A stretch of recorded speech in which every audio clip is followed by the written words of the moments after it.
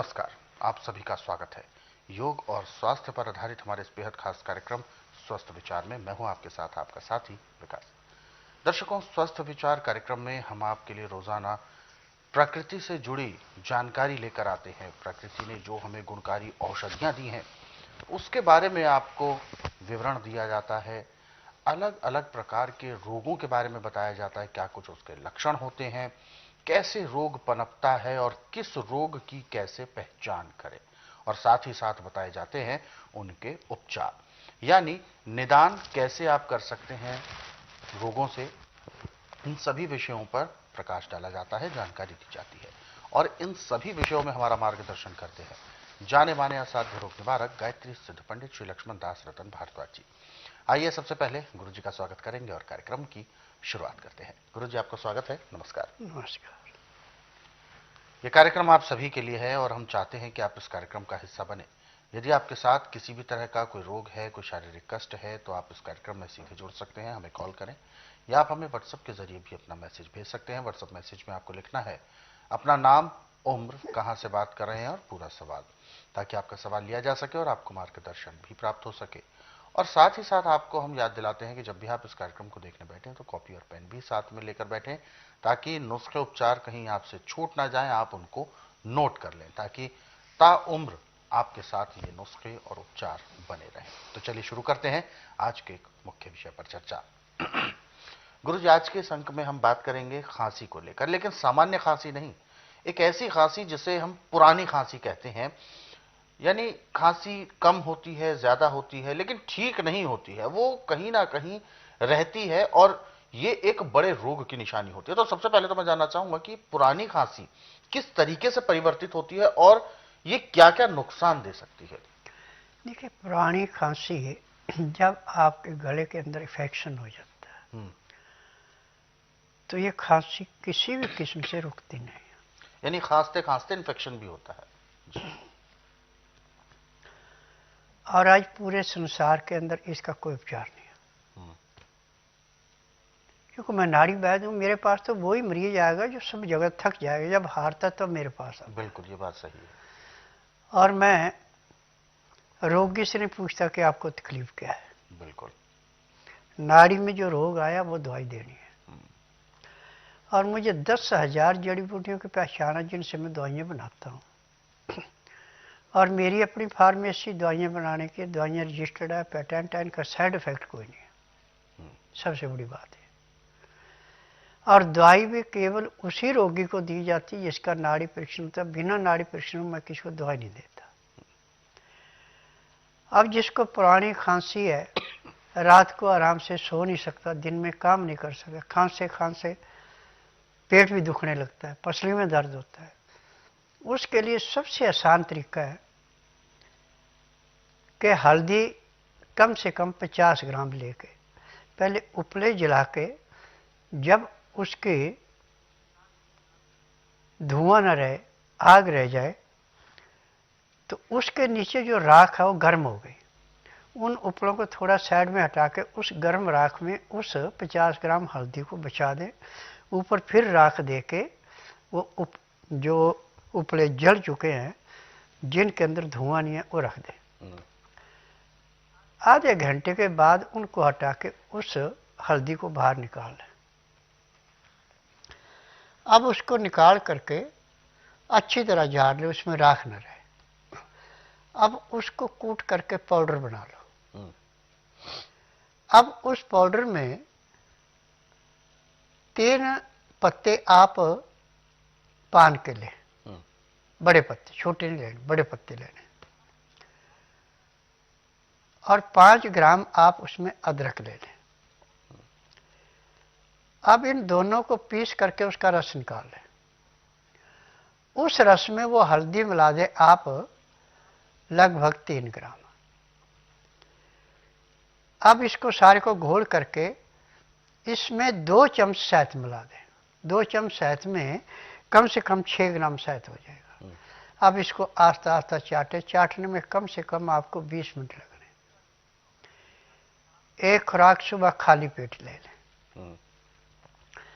दूसरी खुराक खाना खाने के 2 घंटे बाद ले लें।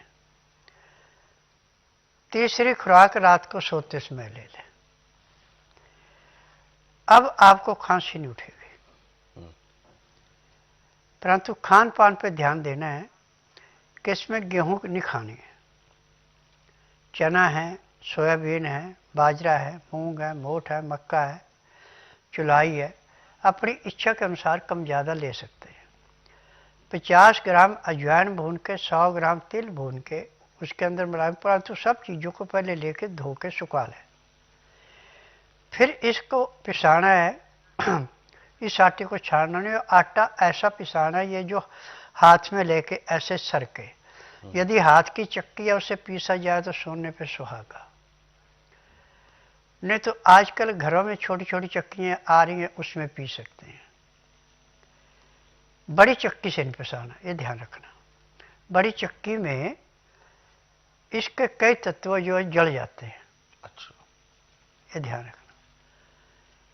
अब जितनी आपको भूखा उतना आटा लेके इसको सख्त गूंदना है और खुले पानी में रख देना। इतने में दाल सब्जी जो भी आपने खानी ऋतु के अनुसार, जो सब्जी छिलके वाली है वो नरम छिलके वाली धो करके छिलके के साथ बनानी है। हरी पत्तेदार सब्जियां मिलती है तो बहुत ही अच्छा। और इसमें सिंधा या काला नमक मिलाना, आयोडीन नमक मिलाना नहीं तो आपको लाभ नहीं होगा। हल्दी और काली मिर्च। अब मिट्टी के बर्तन में पकाएं तो सोने पे सुहागा, नहीं तो अमोनिया का बर्तन और कुकर छोड़ करके आप किसी भी बर्तन में इसको पका सकते हैं, परंतु तंग मुंह वाले में और धीमी आंच पे पकाना है। जब आपकी दाल सब्जी जो भी आपने बनाई तैयार हो जाए तो नीचे उतार ले। अब 2 गिलास पानी गर्म कर लें। पानी उबालने के बाद गिलासों में डाल करके ढक के रख दें। कांच के गिलास होने चाहिए, दूसरा गिलास कोई नहीं। अब आप आटे को पानी से निकालें, तवे पर गैस पे रख दें। अब वो आटा आपने जो सख्त रखा था बड़ा मुलायम हो गया।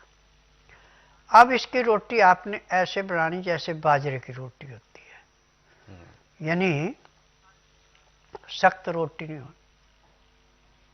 मोटी रोटी मक्के की जैसी नहीं बनेगी, चपाती जैसी नहीं बनेगी, बाजरे की रोटी जैसी बनेगी। जब रोटी आपकी अच्छी तरह सिक जाए तो उस रोटी को थाली में डाल के ऊपर से जो आपने दाल सब्जी बना रखी उसको डाल दें।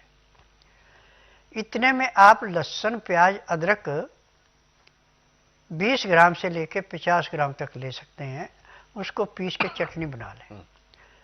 अब उसको कपड़े में डालकर निचोड़ लें और एक एक चम्मच दोनों गिलासों में मिला दें। बाकी जो आपका कचरा बचा उसको अपनी दाल सब्जी जो बना रखी है उसमें मिला के रोटी के साथ खा लें।